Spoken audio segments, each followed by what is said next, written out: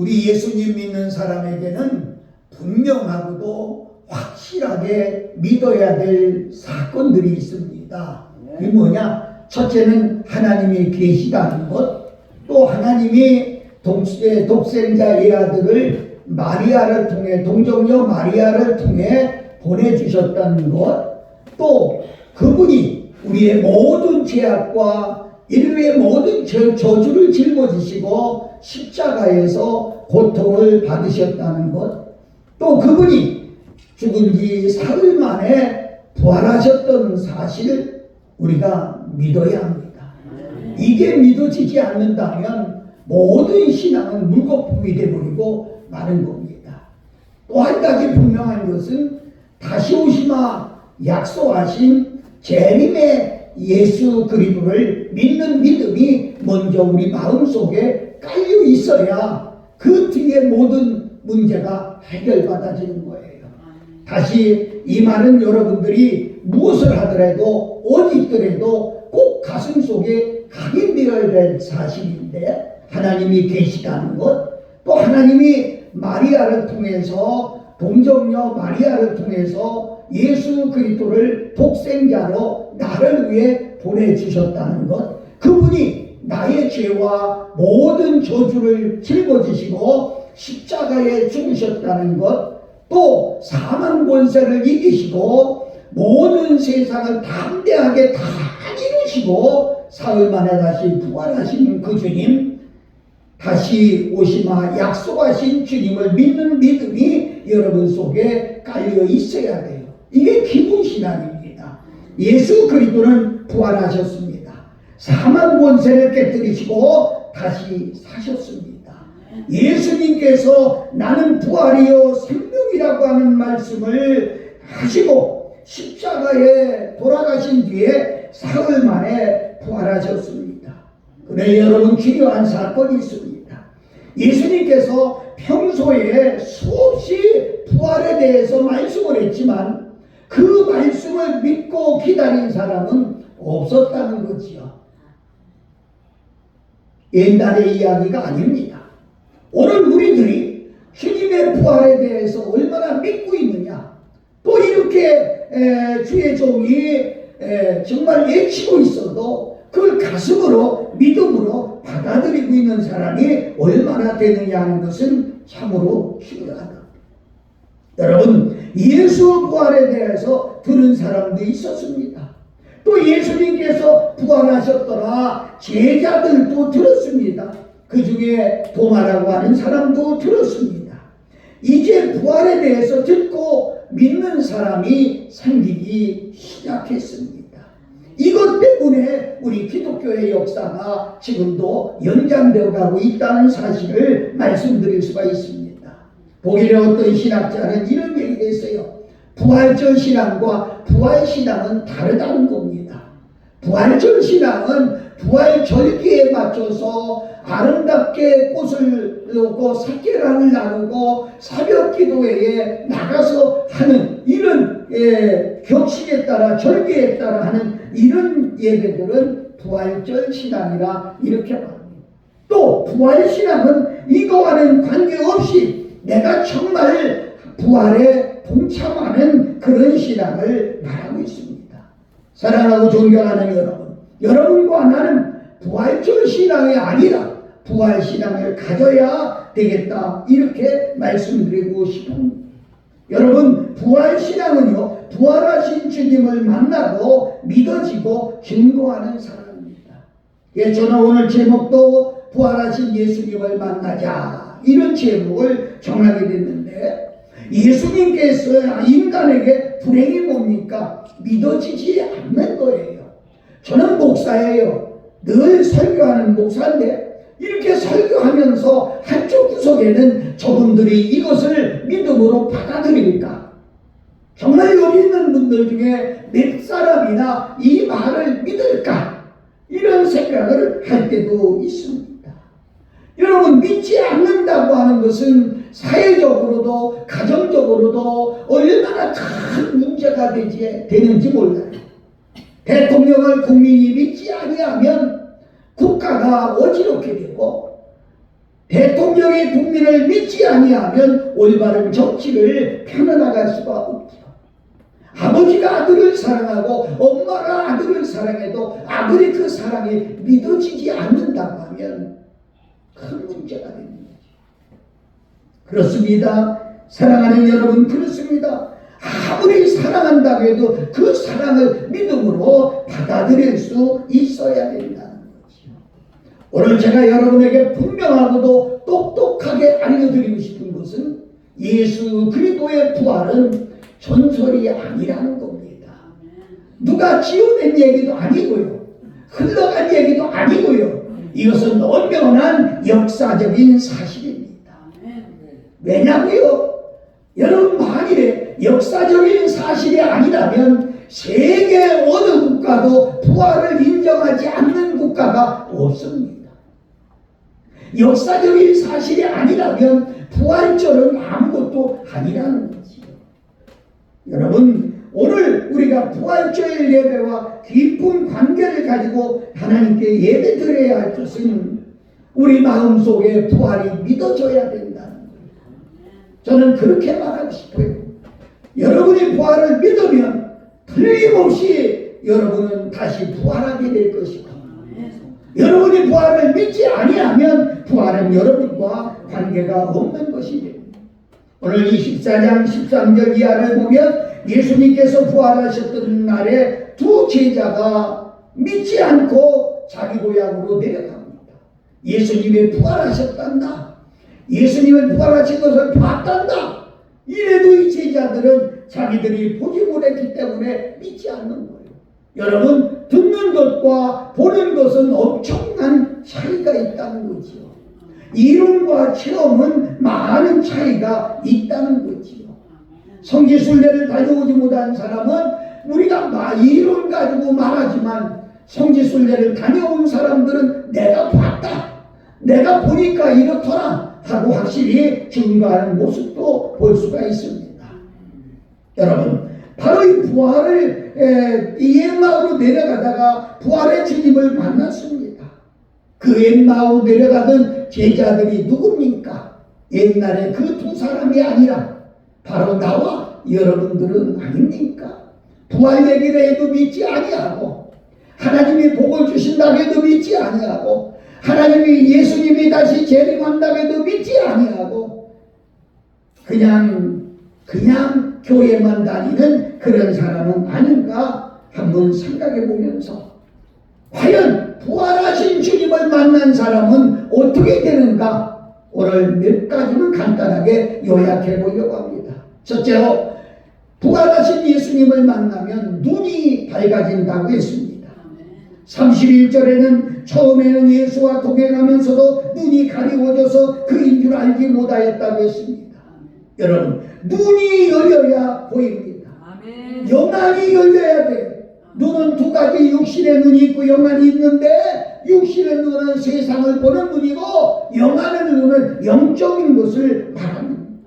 네, 여러분, 중요한 것은요, 영안이 보여야 자기가 보입니다. 영안이 보이지 아니하고 육신의 눈은 다른 사람의 들보만 보고 자기 눈에 티는 보지 못하는 것을 말하고 있죠. 그러나 영안이 밝아지면은 다른 사람의 그 모든 허물은 가려지고 자기를 냉철하게 보게 됩니다. 누가복음 5장에 보면 고레사렛 호숫가에 가서 제자들이 고기를 잡았지만 밤새도록 한 마리도 못 잡았어요. 예수님이 나타나셨어요. 그 그물 좀 깊은 데 던져라. 그래서 깊은 데 던졌더니 그물이 찢어지게 잡히는 것을 봤어요. 그때 바로 시몬이 무릎을 탁 꿇으면서 주여 나를 떠나소서, 나는 죄인입니다. 주님이 기적을 나타내는 그런 모습을 보면서 자기를 보게 되었다고 하는 것을 볼 수가 있습니다. 사랑하는 여러분, 자기 자신을 보는 순간에 그는 제자의 삶을 다시 살게 되죠. 자기가 가장 선하고 자기가 하는 일이 정당하다고 믿고 믿는 사람들을 결박하고 감옥에 가두고 죽이려고 다메섹으로 가던 사울이라고 하는 사람이 부활하신 예수 그리스도를 만남으로 그가 바울로 변하고 그의 눈이 밝아지는 모습을 볼 수 있습니다. 사랑하는 여러분, 나는 이 시간 여러분에게 부탁하고 싶습니다. 눈이 밝고 넓고 깊이 열려야 된다, 이렇게 말씀드릴 수가 있겠습니다. 사울이 바울이 돼서 영안이 활짝 열리니까 자기를 보게 되는 거예요. 그래서 고린도전서 15장 9절에 보면 나는 사도 중에 지극히 작은 자가 됐어요. 자기가 엉뚱이고 자기가 하는 일이 옳다고 주장하던 그가 이렇게 겸손하게 낮아지는 모습을 발견할 수 있죠. 그는 더 깊이 눈이 열리니까 디모데전서 1장 15절에 나는 죄인 중에 죄인 괴수다 이랬습니다. 자기를 깊이 보는 거예요. 여러분, 그렇습니다. 내가 어느 자리에 있든지 간에 자기를 보고 자기를 인식할 수 있다고 하는 것이 얼마나 소중한지 몰라요. 누가복음 15장에 우리가 흔히 탕자의 비유라고 말하는 이 둘째 아들이 가진 것 다 탕진하고 돼지 우리과에서 돼지와 같이 주염 열매를 먹고 살다가 자기를 보게 된 거예요. 내가 왜 이렇게 있나? 우리 아버지 집은 먹을 것도 많고 입을 것도 많고 풍부한데 내가 왜 이렇게 있나? 내가 아버지 앞에 죄를 지었구나. 자기 자신을 발견하고 벌떡 일어나서 아버지를 향해 쫓아가는 그 모습. 아버지는 언제부터인가 이 아들이 돌아오기를 기다리고 있습니다. 아들이 아버지를 만납니다. 아버지, 내가 죄를 지었어요. 나는 아들이라고 할 수도 없어요. 나는 부끄러운 사람으로 여겨. 아버지는 입을 털어막으면서 무슨 말이냐? 아니다. 나는 너를 얼마나 기다렸는지, 내가 너를 얼마나 사랑했는지 너는 아느냐? 그러면서 그를 끌어안고 얘들아 뭐해? 빨리 신발을 갈아시키고 옷을 갈아입히고 가락지를 끼워주고 동네 사람들은 다 불러라. 이는 죽었다가 다시 살아난 내 아들이다. 사랑하고 존경하는 여러분, 눈이 열려서 자기를 보고 찾아가니까 아버지는 그를 사랑하고 그에게 모든 것을 아낌없이 주는 것을 볼 수 있어요. 오늘도 늦지 않았습니다. 여러분 자신을 바라보세요. 나는 어떤 사람입니까? 정말로 하나님 앞에 회개하고 하나님 앞에 돌아오면 하나님께서 아들까지 주셨는데 무엇인들 주시지 않겠느냐고 약속하셨죠. 여러분, 눈이 밝아져야 돼요. 이런 예를 하나 들어볼까요? 자동차 운전면허를 따게 되면 처음에는 앞만 보입니다. 그래서 운전대 바짝 붙어가지고 앞만 뚜렷지게 봅니다. 그런데 이게 습관이 되면 뒤도 보이고 옆도 보이고 다 보입니다. 그렇습니다. 우리가 앞만 보고 가는 게 아니라 이제는 눈이 열려서 이웃도 보고 형제도 보고 영혼을 볼 수 있는 그런 눈이 여러분에게 열려지시기를 예수님의 이름으로 축복합니다. 아멘. 두 번째는 마음이 뜨거워졌다고 했어요. 마음이 뜨거워졌다는 말은 무슨 말입니까? 열정이 생겼다는 말이에요. 열정이 생겼다. 부정적이고 소극적인 사람은 우리가 흔히 말할 때 냉랭한 놈이다 이렇게 말합니다. 냉랭한 사람이다 이렇게 말합니다.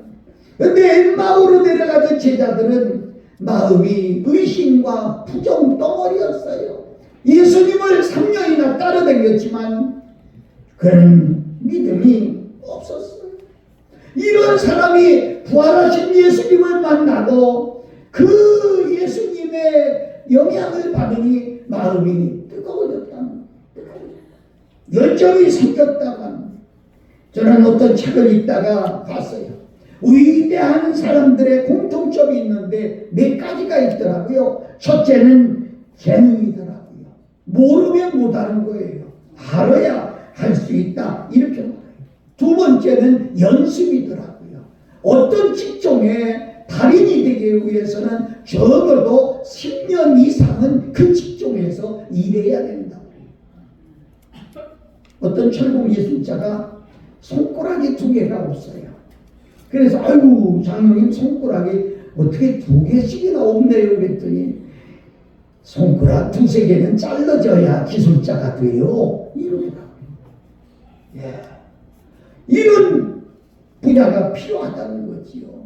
세 번째는 엄청난 에너지를 갖고 있는 사람이 성공한다는 거예요. 힘이 있어야 된다는. 네 번째는 집중력이라는 거예요. 뭔가 하나 하려면 그 일에 집중해야 된다. 아멘. 이런 얘기. 또 한 가지, 5가지는 분명한 목표가 있어야 된다. 당신이 지금 하는 일의 목표가 뭐냐는 거예요. 돈입니까? 명예입니까? 사랑입니까? 오직 우리는 모든 일을 하나님의 영광을 위해서 할 수 있는 그런 목적이 된다고 하면 세상의 그 어떤 것도 부럽지 않은 거예요.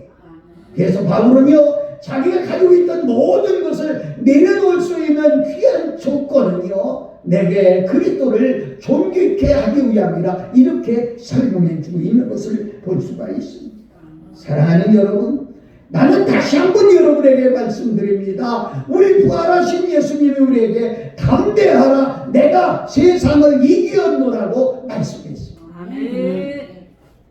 우리는 실패는 생각할 필요가 없습니다. 마음에 들 필요도 없습니다. 장애물을 넘어야 하고 비난을 받아야 하고 방해가 있어도 오직 우리는 한 일 목표가 있기 때문에 아멘. 그 목표를 향해 가는 겁니다. 아멘. 담대해야 합니다. 두려워하지 않아야 합니다. 그런데요, 이런 자세가 어디서 나옵니까? 그 사람 가슴 속에 불이 있어야 된다. 불이, 열정이 있어야 된다. 그 앞에는 누구도 막을 수가 없는 것이. 여러분, 열정은 에너지입니다. 열정은 집중력을 갖게 합니다. 열정 없는 사람은 마음의 공허함과 그리고 허무함을 늘 느끼고 삽니다. 바울은요, 선교 열정이 세계를 복음화시켰다고 저는 자명할 수가 있습니다. 여러분, 역사적으로 보니까 베토벤이라고 하는 사람은요, 청각장애를 앓고 있으면서도 열정적으로 음악을 작곡했어요. 하나의 곡을 12번 이상씩이나 썼다고 그래요. 유명한 하이든이라고 하는 사람은요, 숱한 격경을 겪으면서도 800개의 작곡을 썼다고 해요. 그 중에 여러분과 내가 지금 깊이 알고 있는 부르의 명작인 천지창조라고 하는 것은 그가 나이가 66살 때 작곡한 곡이다. 여러분, 우리가 분명히 알아야 될 것이 있어요. 차디찬 마음에 부활하신 주님을 만나고 나는 여러분 속에 믿음의 열정이 생겨지기를, 그 뜨거움이 생겨지기를, 그래서 가만히 앉았을 수가 없고 복음을 들고 사마리아와 땅끝까지 이르러 외칠 수 있는 이런 믿음의 사람들이 되어야 되겠다. 여러분, 그렇습니다. 저는 좀 여러분들이 이해하실지 모르겠는데 요즘 와서 그런 믿음이 들어요. 예수님을 만나는 단계가 있습니다. 동정녀 마리아를 통해서 탄생한 예수님, 땅에 33년 동안을 있으면서 계신 그 예수님을 만난 사람은 육신의 문제는 해결받아요. 병을 고침받고 모든 문제는 해결받아요. 그러나 영생이 없습니다. 십자가에 달린 예수 그리스도를 만난 사람은요, 나의 고난을 이길 수가 있고 이길 힘이 생기는 겁니다. 그래서 잘 들으셔야 됩니다. 육신으로 계실 때 예수님을 만난 사람 신앙생활 거기서 끝나면 안 된다는 거예요. 부활하신 예수 그리스도를 만나야 거기 영생이 있다. 믿습니까? 부활하신 예수 그리스도를 만나야 영생이 있다는 거예요. 바울은 그랬어요. 자기 가슴에 열정이 생기니까 그리스도의 사랑이 나를 미치게 만든다. 아멘. 미쳐버리는 거예요. 한 가지 일에 미쳐버리는 거예요. 그러면 보이는 게 없어요. 이 열정이 그 속에 있는 거예요. 나는 오늘 세례받는 분도 있고 우리 모두 성찬에 참여할 텐데 성찬에 참여하고 그 살과 그 피를 마심으로 우리 속에 이 열정이 생겨져서 우리 요 안에서뿐만이 아니라 나아가서 전 세계에 우리가 그리스도의 복음의 증인이 되실 수 있기를 예수님 이름으로 축복합니다. 아멘. 세 번째로 변화의 역사가 일어납니다. 어떻게 해요? 절망에서 희망으로 바뀌어지는 모습을 볼 수가 있죠. 사람을 움직이는 게 바로 마음입니다. 마음 자체가 어두면 삶 자체가 어두운 거예요. 마음이 싫으면 세상이 다 싫은 거예요. 왜 자살하느냐고요? 마음이 싫어서 자살하는 거예요. 마음이 차가워서 자살하는 거예요. 여러분, 환경이나 주변이 문제가 되는 게 아니라 내가 갖고 있는 내 마음이 중요하다. 여러분, 절망감을 가진 사람은 아무리 좋은 조건이라도 행복하지 못하다는 거예요. 병에 걸렸어도 죽은 병에 걸렸어도 믿음을 가지고 사는 사람은 행복합니다. 왜? 죽으면 아버지 앞에 가는 거고 또 아버지가 사명이 있으면 치료해 주실 것을 믿기 때문에 그는 희망이다. 엠마오로 내려가던 이 제자들은 희망을 상실했습니다. 내가 예수님을 따라다녔는데 그분이 십자가에 죽었으니 이제 우리는 끝났다.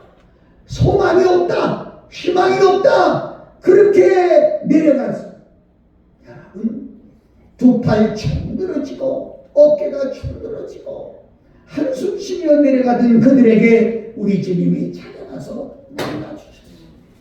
주님을 만난 뒤에 그에게 새심이 솟아났어요. 창조적인 능력이 생겼어요. 여러분, 희망 있는 사람은 낙심하지 않습니다. 희망이 있는 사람은 기죽지 않습니다. 세상에 가장 불행한 사람이 누굽니까? 희망이 없는 사람. 희망이 없다는 말은 미래가 없다는 말입니다. 불행한 사람을 치료하는 약이 있다면 바로 나는 희망을 먹으라. 이렇게 말씀하고 싶습니다. 사랑하는 여러분, 아직까지 시간이 있습니다. 때가 있습니다. 부활하신 예수님을 만나고 새 희망을 갖는 나와 여러분 되시기를 예수님 이름으로 축복합니다. 두 번째는 불신의 사람이 믿음의 사람으로 바뀌었어요. 제자들은 예수님께서 평소에 하신 말씀을 믿지 않았어요. 내가 십자가에 달려 죽은 뒤에 사흘 만에 다시 살아날 것이다. 그리고 내가 아버지 앞에 갈 것이다. 세상에 계시면서 수없이 말씀했지만은 그 말씀을 믿지 않았어요. 사랑하는 여러분, 저는 오늘 여러분에게 외치면서 이 말씀을 여러분이 믿느냐는 거예요. 믿는다는 게 뭐예요? 순종입니다. 의심을 버리고 따르는 겁니다. 불신앙의 제자들이 부활하신 예수님을 만나니 믿음이 생겼어요. 여러분, 말씀대로 되어진다는 믿음, 말씀은 못 이룰 것이 없다는 믿음, 이 믿음이 그들에게 생겼어요. 부활의 주님을 만난 이후에 그들의 부활의 신앙을 갖게 됐지. 죽으면 산다. 죽어야 산다. 이런 믿음을 갖게 된 것입니다. 오늘 여러분 속에 나는 탈고 원하지 않습니다. 부활하신 예수님을 믿으시기를 축원합니다. 우리 큰 소리로 아멘. 세 번째는 부활의 주님을 만난 후부터 그들의 방향이 바뀌었습니다. 엠마오로 실망하며 내려가던 그들, 세상을 향해 가던 그들이 이 부활하신 예수님을 만나고 예루살렘으로 올라가는 방향이 바뀌었어요. 다시 말할까요? 여러분, 그들의 사명을 찾았다는 것이죠. 내가 가는 길이 어느 길입니까? 길이라면 사람이 사람답게 살아가야 될 도리가 있다는 것이죠. 여러분, 사람이 사람답게 산다는 것이 뭡니까? 여러분 잘 들으세요. 짐승과 사람의 차이가 뭡니까? 사람은 도리로 살고 짐승은 본능으로 산다는 거예요. 예수님을 믿는 사람이든 안 믿는 사람이든 사람으로서의 도리가 있어요. 부모로서의 도리가 있고 자식으로서의 도리가 있고 그리스도 예수 안에서 목사로서의 도리가 있고 장로로서의 도리가 있고 권사님으로서의 도리가 있어요. 여러분, 사람은 이 도리를 따라 산다는 것이죠. 영적으로 그리스도인들이 가야 할 길이 있습니다. 바로 우리에게는 신앙생활을 한다고 하는 이 세상적으로는 무거운 십자가를 지고 있는 거예요. 이것 때문에 참지 못해야 될 장소에서 참아야 되고 이것 때문에 소리를 버럭 지르어야 될 장소에서 소리가 들어가죠.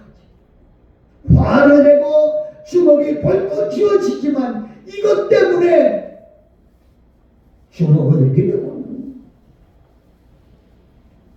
이게 신앙이라는 아멘. 이게 믿음이라는 아멘. 여러분, 사람이 세상을 살아가는데 아무렇게나 가는 게 아닙니다. 정도를 가야 된다는 거지요. 시편 1편은 내가 복받기를 원하느냐? 가야 할 때가 따로 있고 먹어야 할 것이 따로 있고 해야 될 것이 따로 있고 하지 말아야 될지. 여러분, 이 정도를 가는 사람이 영생의 길을 가는 거예요. 이 영생의 길, 이 정도는요, 성경은 그렇게 기록했어요. 좁은 길이라고 기록합니다. 좁은 길. 여러분, 이 길로 가는 사람이 매우 좁다고 했습니다. 여러분, 힘들지 않습니까? 십자가에 달린 그리스도를 생각하며 인내하며 참으며 가는 것이. 저도 목사예요. 저도 성격이 옛날 말로 가랑잎에 불 붙는 성격이라고 했어요.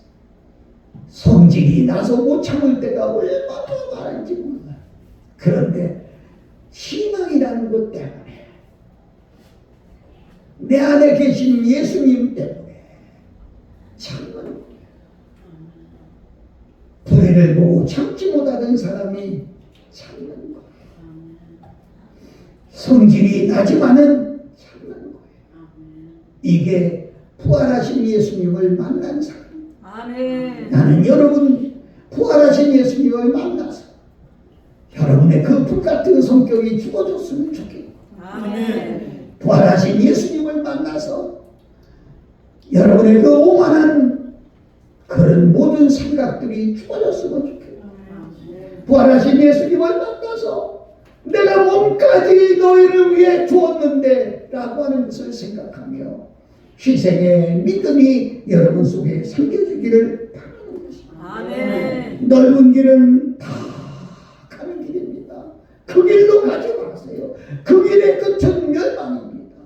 우리는 다른 사람들이 가지 않는 길이지만 이 길이 사명의 길이요, 이 길이 복음의 길이요, 이 길이 영생의 길이요, 이 길만이 여러분 살리는 길. 아멘.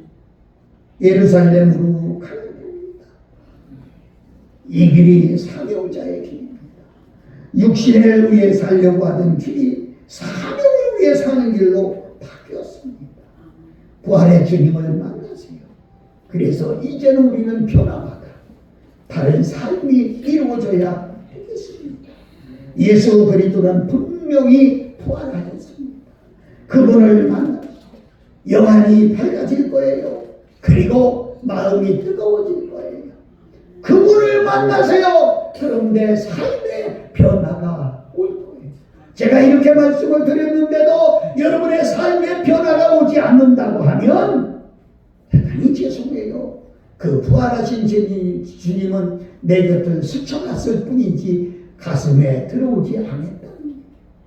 오늘 그 주님 여러분 가슴에 오시. 특별히 오늘 세례받는 사람 속에 그 주님이 함께 하셔서 지금까지의 삶이 아니라 나머지 삶을 통해서 하나님께 온전히 영광이 되기를 예수 그리스도의 이름으로 축복합니다. 기도하겠습니다.